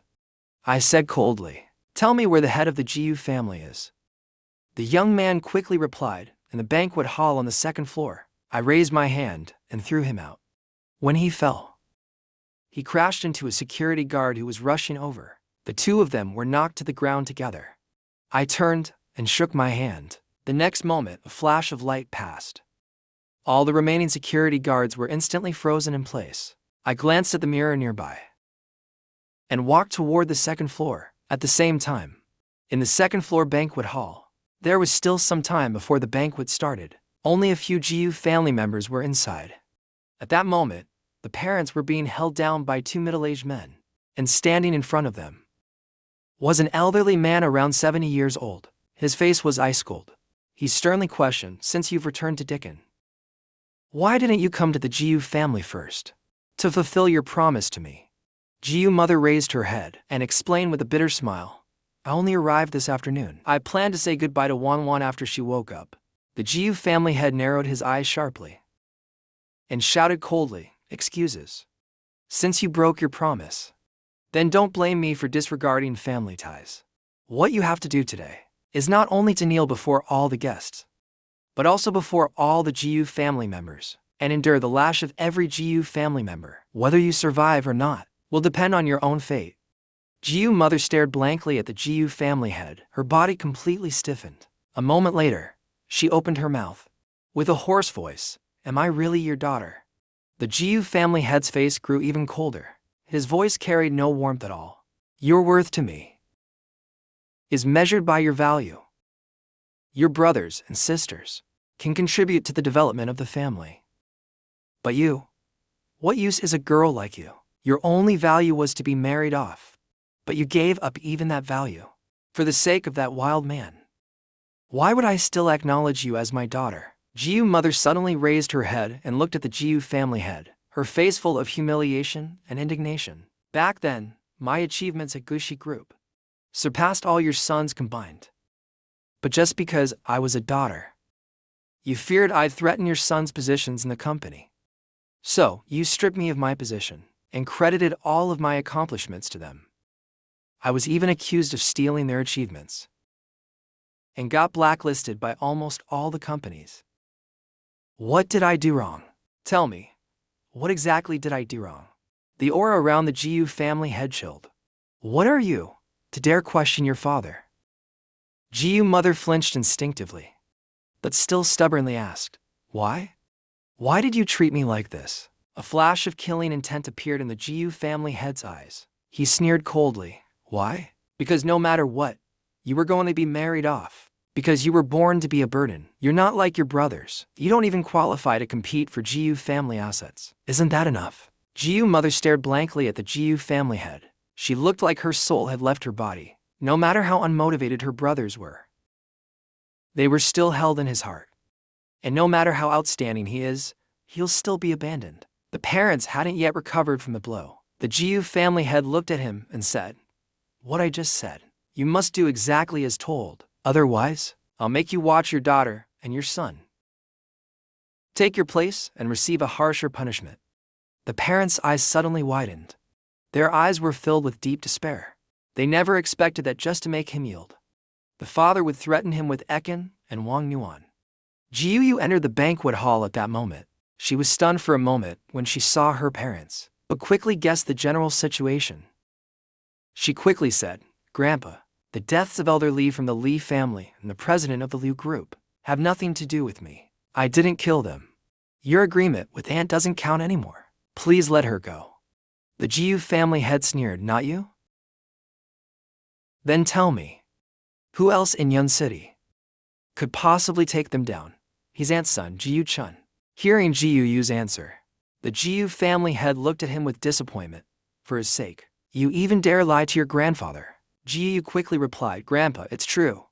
He is Jiu Chun. He's your grandson. If you acknowledge him, the Jiu family could become a top-tier family in Dickon anytime." The Jiu family head's face suddenly darkened. "Enough. Do you really take me for a fool?" Words like that. Not a single member of the Jiu family would ever believe them. A punk who's only been out of prison for a few days. What ability could he have to kill two of Yun City's top figures? That so-called Jiu Chun of yours is just a country bumpkin. He is not even qualified to serve the Jiu family, let alone take on the responsibility of elevating the Jiu family into a top-tier clan." Just as the words fell, a cold voice suddenly came from the doorway. "I really didn't know who exactly is qualified to be served by me. What's more, in this lower country, what business is there in this lower country that I can't get involved in? Why don't you, head of the Jiu family, enlighten me?" As soon as the words fell, everyone in the banquet hall immediately turned to look at the entrance. When they saw me, everyone frowned, thinking this brat who hadn't even grown all his hair dared to speak so arrogantly. Does he have a death wish? My parents saw my figure and immediately shouted to me, "Ekin, leave, Ekin, get out of here now." They knew all too well how ruthless my grandfather was. They were afraid if I provoked him, he wouldn't show any mercy. But Jiu, staring at me, suddenly started breathing rapidly. At that moment, only one thought remained in his mind. It's over. Knowing how stubborn Grandpa is, he would never spare our parents or me, and with my unyielding, ruthless nature, There was no way I would back down before Grandpa. She was thinking how to stop a clash between Grandpa and me. The Jiu family had heard my parents shouting and looked at me with a deepened scowl. So, you're the little bastard he had outside. Hearing those 3 words, Jiu felt like her brain exploded. This might really be the end. I took a step forward. I stared at the Jiu family head for 2 seconds, then suddenly laughed. You old thing, you've lived this long, almost in your grave, and still don't know how to speak like a human. As soon as my words fell, gasps of disbelief echoed throughout the banquet hall. At that moment, everyone in the Jiu family looked at me in disbelief, thinking I was absolutely doomed. The looks in their eyes were like they were already staring at a dead man. My parents also looked at me in shock. They knew their son wasn't afraid of trouble, but they never imagined that I would actually say something like that to the Jiu family head. Yet they didn't try to silence me, because they trusted their son wasn't stupid. If I dared say that, it must mean I have the capital to not fear the Jiu family head. Hearing my words, Jiu finally realized the Jiu family was in trouble. She couldn't just stand by and watch the family fall into disgrace. She instinctively looked at the Jiu family head. Grandpa, you. But before Jiu could continue, the Jiu family head suddenly raised his hand and pointed at me. You insolent brat, he shouted in anger. His raised arm trembled with rage. Then he commanded several Jiu family members, men, seize this beast who doesn't know how to respect his elders. He wouldn't touch me himself. That would only dirty his own hands. 2 middle-aged Jiu family members responded and quickly answered, yes, sir. Just as they were approaching me, Jiu stepped in to block their way. Her expression was anxious as she looked at the family head. Grandpa, you can't touch Jiu-chan. The Jiu family head's face went cold. So, you're not only defending your useless aunt, but also the little bastard she gave birth to? At this moment, he truly felt disappointed. It seemed he had to consider replacing the next heir of the Jiu family. Jiu heard the family head's accusation and took a deep breath. He tried hard to reason. Grandpa, please stop. Otherwise, not only will the Jiu family fail to become a first-tier family, we may even face the threat of complete destruction. The Jiu family head's gaze turned even colder. Jiu, are you really intent on going against me? Seeing that the Jiu family head remained unmoved, Jiu glanced anxiously at me, but she still continued to make one last attempt. Grandpa, even though Jiu-chun didn't strike personally, Liu Xiao, elderly, and even Liu Zian, all died because of him. Even that senior officer Liu Fengxing from the Liu family resigned because of him. And not only that, he's also from the... But before Jiu could finish, the Jiu family head suddenly shouted coldly, that's enough, Jiu. You've clearly been brainwashed by them. Don't forget, he's just the son of some lowly woman who just got out of prison. You tell me, what capability he has to kill Liu Xiao and Liu Zian? Hey, let alone killing them.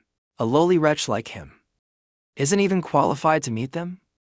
Just as the Jiu family head finished speaking, a surprised voice rang out from the entrance of the banquet hall. Jiu Cheng, so you're here like this. Luo Bai and Tong Bashan quickly walked in. Seeing the two who entered, the Jiu family members were shocked. The young master of Luo Group and the young master of Tong Group. The Jiu family is just a second-tier family. At today's banquet, although the Jiu family invited many dignitaries, they were all from second or third-tier families. Young masters from top 10 ranked groups like Luo and Tong are out of the Jiu family's league to invite. But now, these two appeared. It seemed they specifically came to find me. Everyone was wondering how I, of all people, could possibly know the two of them, even be acquainted with them. But the Jiu family head only froze for a second, then quickly recovered. He rushed forward to greet the two of them. At this moment, all the gloom on his face disappeared. With a bright smile, he said, Young masters, what an honor to have you here. Sorry for not welcoming you properly. Luo Bai and Tong Bashan stopped in their tracks. They paused. Luo Bai looked confused and asked, You're the Jiu family head? Yes, I am the head of the Jiu family, he replied. At Master Jiang's birthday banquet before, I had the honor of meeting you both. The two of them looked puzzled.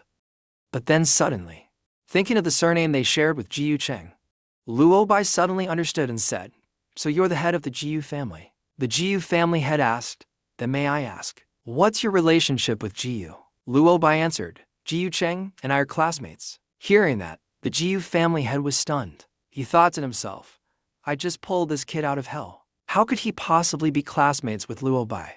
Young Master Luo was accepted to Dickon Academy. With my background and criminal record, how could he ever get into Dickon Academy?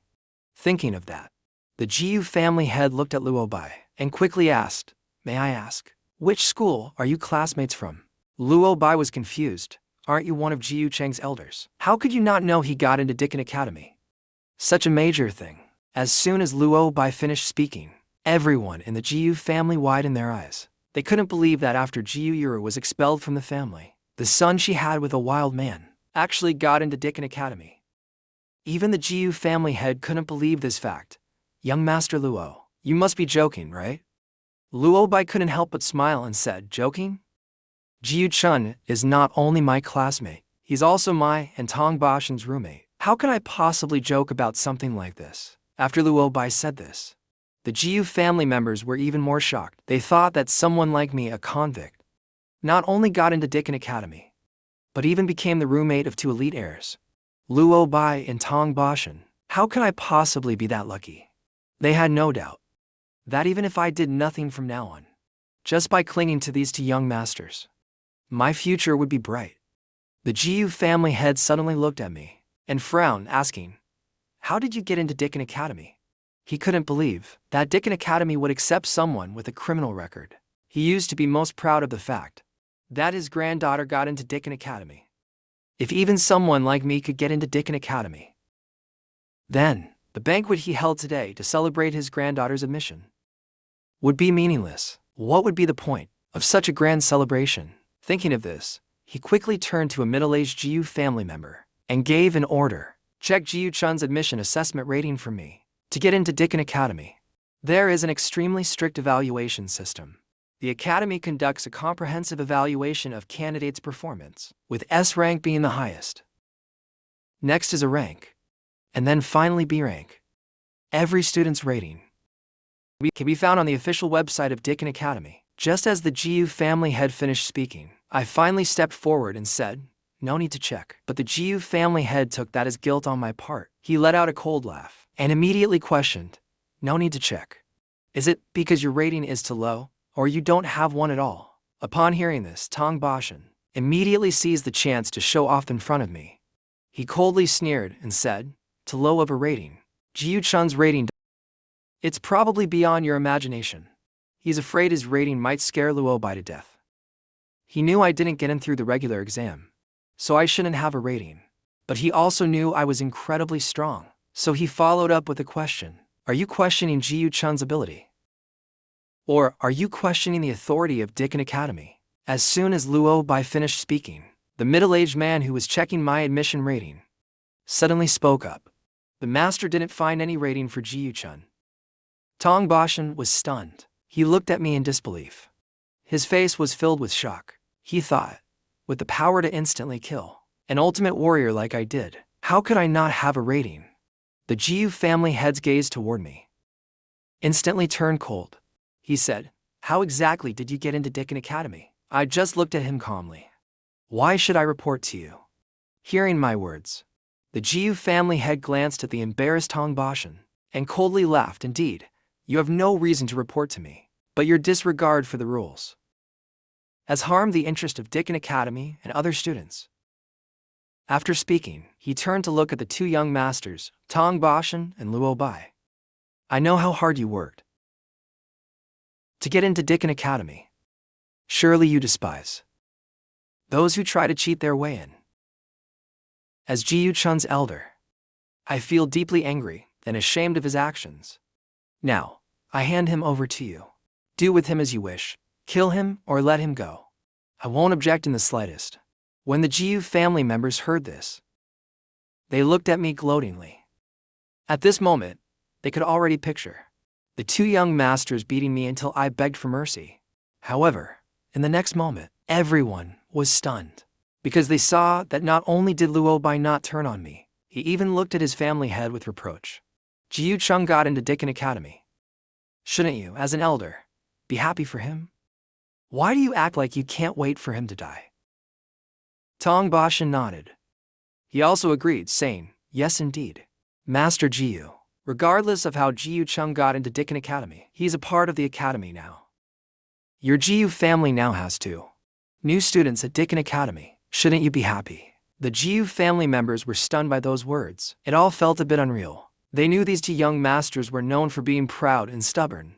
They believed my entry into Dicken Academy by improper means was an unfair insult to them, and yet, they just tolerated it. Even the Jiyu family head couldn't stay calm. But soon, he collected himself. He looked seriously at the two young masters, Luo Bai and Tong Bashan. Do you not understand what it means to have no rating? It means that, while you had to give your all to get into Dicken Academy, he got in through some improper method, without lifting a finger. This undermines the dignity of the academy, and is unfair to you both. However, Luo Bai and Tong Bashan showed no change in expression at all. Luo Bai said, "Whether he has a rating or not, Jiyu Chun still made it into Dicken Academy. What you're saying doesn't matter at all." Tong Bashan nodded in agreement. Exactly. You're Jiyu Chun's elder. If you can't support him, fine. But why are you siding with outsiders? The Jiyu family head was exasperated. A surge of anger suddenly rose in his chest. His tone was no longer gentle. Young masters, have you been fooled by him? He's just a low-born nobody from a remote little town. Not even worthy to shine your shoes. There's no need to offend others on his behalf. Luo Bai and Tong Bashan's eyes widened at those words. They had just witnessed the dean of Dicken Academy show humility toward me. If I'm considered low-born by the Jiyu family head, then what does that make the dean? Both of them felt utterly insulted. Tong Bashan's eyes turned cold. He looked at the Jiyu family head and said, "Master Jiyu, you've lived so many years. Master Jiyu, you should understand the consequences of careless words." Luo Bai quickly added, "Jiyu Chun is not someone you can afford to offend. I suggest you take back what you just said." Master Jiyu trembled all over with rage. If it weren't for their status, he would have cursed them already. In his entire life, he had never met someone so ungrateful. But after taking a few deep breaths, he still suppressed his anger. Then he stared coldly at me for a few seconds, his eyes flickering. After a moment, he spoke with heavy concern. Jiyu Chun cheated his way into Dicken Academy. If the academy pursues this, you could be sentenced to at least 3 years in court. Hand over your admission spot to me. I'll speak to the dean and transfer that spot to someone more suitable for Dicken Academy. I suddenly laughed. So what you're saying is I should be thanking you, Master Jiyu? His expression turned cold. So you're refusing? I gave a soft chuckle. That's not a question you should ask me. You should ask the dean whether he agrees. With that, I turned my head and looked toward the entrance of the banquet hall. Since you're here, come on in. Everyone in the banquet hall also turned to look at the door. The dean of Dicken Academy sat in a wheelchair, being slowly pushed in. The Jiyu family members were all surprised. None of them expected that such a high-ranking figure from Dicken Academy would actually show up at the Jiyu family's banquet hall. Master Jiyu was stunned at first, then a look of ecstasy appeared on his face, because he suddenly remembered. His granddaughter wasn't just any student at Dicken Academy. She was the only one to achieve an S-rank rating this year. The academy didn't occur to him that the dean valued talent this much. Just for his granddaughter, he had personally come to attend the Jiyu family's banquet. Thinking this, Master Jiyu quickly turned to the person beside him and said, "Quick, call Jiyu Jin and the others over." The man quickly responded and acknowledged the order. Then he hurried upstairs. Master Jiyu calmed his excitement a little, then quickly stepped forward to greet the dean. "Dean, it is an honor to have you here. I apologize for not welcoming you sooner. Jiyu Jing is upstairs preparing for today's banquet. Please wait just a moment. He'll be down shortly." The surrounding Jiyu family members all suddenly understood. They had been wondering why the dean would suddenly appear here. If it was because of Jiyu Jing, then it made sense. So they started flattering the dean. But as the dean listened to all the compliments, her expression became darker and darker. Just an S-rank student. That's not enough for her to show up in person. She really didn't understand where the Jiyu family got such confidence. But today, she had come to apologize to me. She had no time for these meaningless words. So, she said nothing to the Jiyu family members and instead looked at me with deference. When Master Jiyu saw the dean looking at me, his expression instantly turned cold. Jiyu-chun, hurry up and apologize to the dean. The dean's heart skipped a beat. But Master Jiyu was still caught up in his scheme to ruin my reputation and have his grandson take my place at the academy. He didn't notice the dean's darkening expression. Following Master Gu's command, I quickly looked toward the dean. With a pained voice, I said, "Dean, you've just arrived. You probably don't know yet that this illegitimate child of my daughter used some disgraceful means to obtain admission to Dickon Academy. Luckily, I found out in time. Otherwise, letting someone like that into the academy would surely disgrace Dickon Academy's reputation." As soon as Master Jiyu finished speaking, the dean's expression wasn't so gloomy anymore. She felt as if she had just been handed a perfect opportunity to redeem herself in front of me. Thinking of this, she suddenly smiled. So Master Jiyu believes Jiyu-chun's admission should be revoked and let your so-called more suitable candidate take his place at the academy?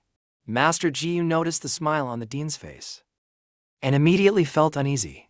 Just as he was about to speak, a few young members of the Jiyu family came downstairs from the preparation room. Master Jiyu quickly turned to look over. Soon his eyes landed on a tall girl with an air of scholarly grace. He quickly called out, "Jiyu Jing, look who's here." Jiyu Jing looked over upon hearing that. The dean, Master Jiyu, smiled and hurriedly added, "To celebrate your acceptance to Dickon Academy." The dean came in person. "Hurry and thank him." Jiyu Jing quickened her steps and approached the dean. She bowed slightly in front of the dean and said respectfully, "Student." Jiyu Jing greets the dean. The dean gave a slight nod, but her eyes did not leave Master Jiyu. Seeing the dean's poor health, Master Jiyu worried he might leave after seeing Jiyu Jing. He didn't dare delay. He quickly pointed at a chubby little girl nearby. "Dean, this is my granddaughter Jiyu Ruyan. With her talent, getting into Dickon Academy would be more than easy. In fact, 10 Jiyu Chens couldn't match her." But just then, Master Jiyu sighed regretfully. Before this year's Dickon Academy entrance exam, King Shan wasn't feeling well and missed it. Otherwise, her exam results would likely be on par with Jiyu Jing's. The dean gave a brief glance at the chubby Jiyu Ruyan, then asked with a faint smile, "So Master Jiyu means?" Seeing the dean's calm expression, Master Jiyu felt reassured. Every year, Dickon Academy's enrollment quota is fixed.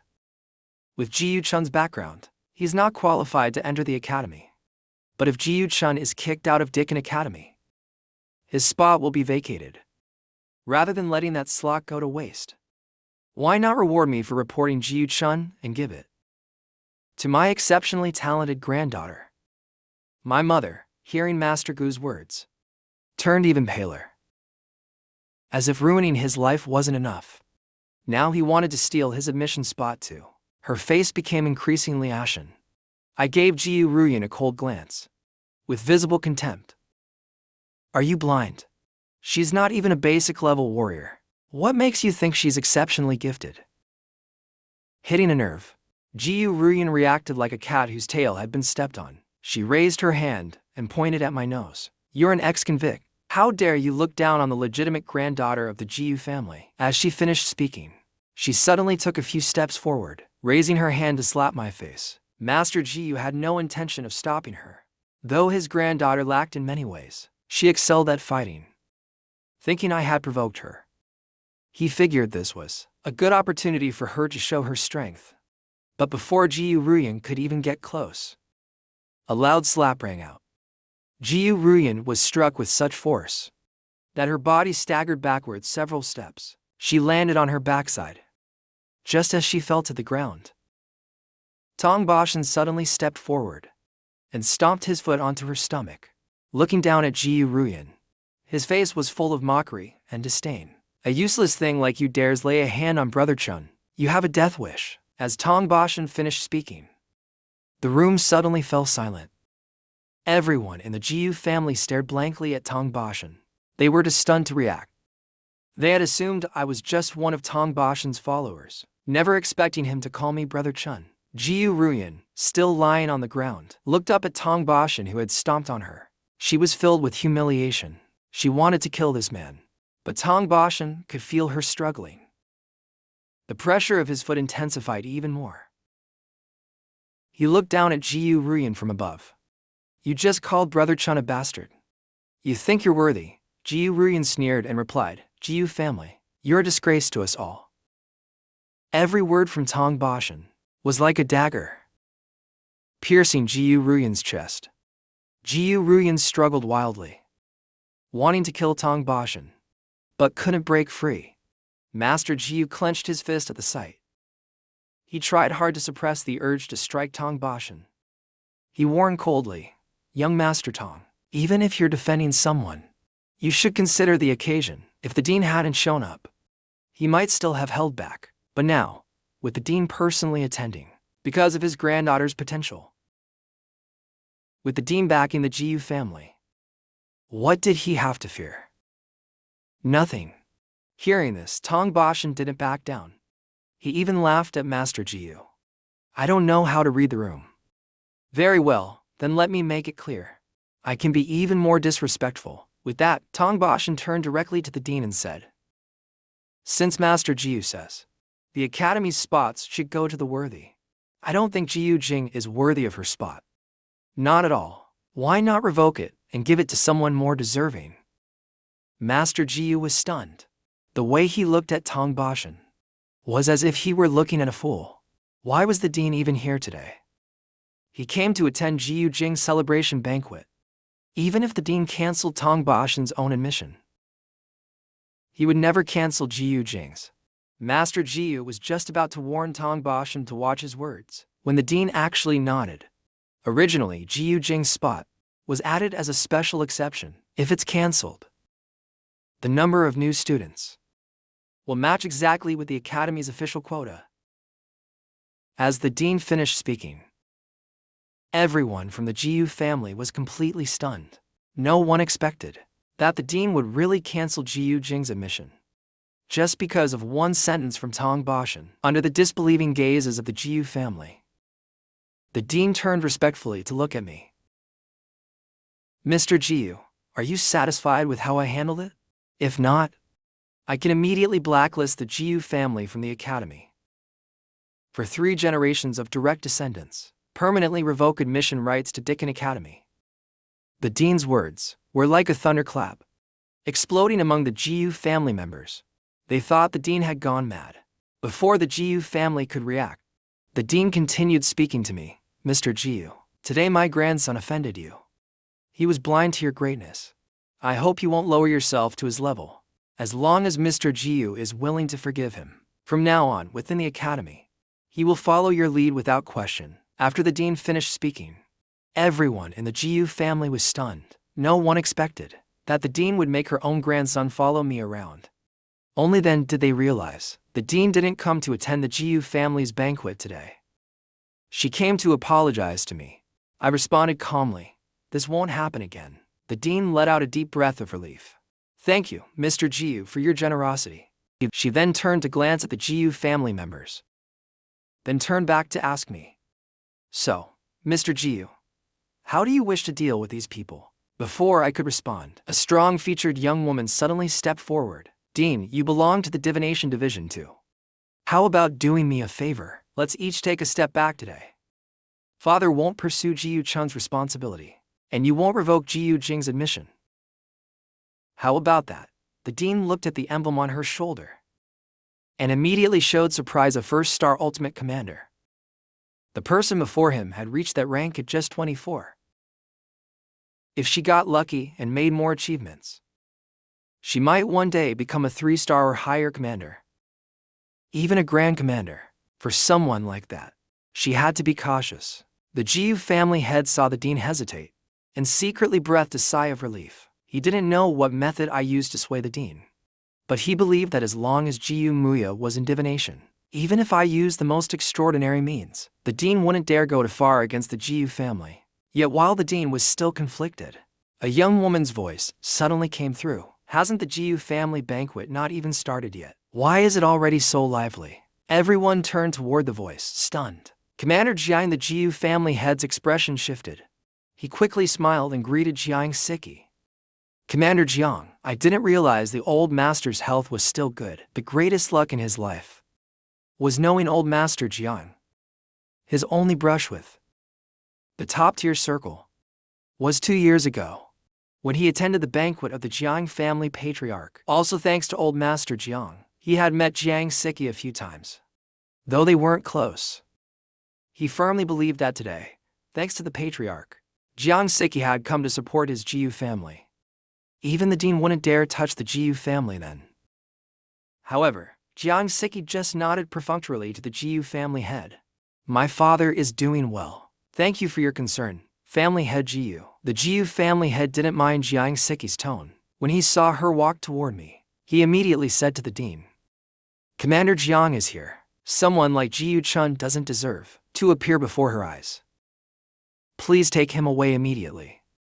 However, just as the GU family had finished speaking, Jiang Siki came to a stop a short distance in front of me and respectfully saluted me. With a solemn expression, Commander GU, all the soldiers responsible for the Dicken Academy's military training have now arrived at Dachang Dashi Ridge. I've been ordered to invite you to conduct a special training session before the boot camp begins. All the members of the GU family were completely dumbfounded. They never imagined Jiang Siki would call me Commander GU and invite me to train the soldiers before military exercises. One must know that Jiang Siki is a first-star senior commander in divination. For someone Jiang Siki would salute, he must at least be a 2-star senior commander or above. A person like that, how could he possibly be a repeat offender? Moreover, they thought I looked at least 10 years younger than Jiang Siki. How could I possibly hold a senior commander's position? The GU family head was also stunned. It's no exaggeration to say that GU Muya was his most proud granddaughter. Without a doubt, if GU Muya had any intention of leading the GU family, the position of family heir would never have gone to GUU. But now, the grandson-in-law he was eager to cut ties with unexpectedly held a title several ranks higher than his most prized granddaughter GU Muya. Tong Bashan and Luo Bai were also stunned. They suspected my identity wasn't simple, but not even in their dreams did they imagine I was part of the divination division, let alone a 2-star or higher senior commander. Even my mother looked at me in disbelief. She never imagined I was a commander in the war department. She finally realized why I was so skilled, why I was so wealthy, why I always seemed to carry an aura of someone not to be underestimated. But what she didn't understand was how I, who was imprisoned at Yun City Prison at the age of 14, with no background or connections, could reach such heights. She felt I must have suffered a lot. Thinking of this, my mother looked toward me with heartache. After a moment of silence, GU Muya looked at Jiang Siki in disbelief. Commander Jiang, are you sure you didn't mistake him for someone else? The thing he was proudest of in life was becoming a supreme commander in the war division at such a young age. But now, Jiang Siki's words were no different than telling him that this cousin he viewed as the disgrace of the GU family had, at an even younger age, reached a height he could never attain in his lifetime.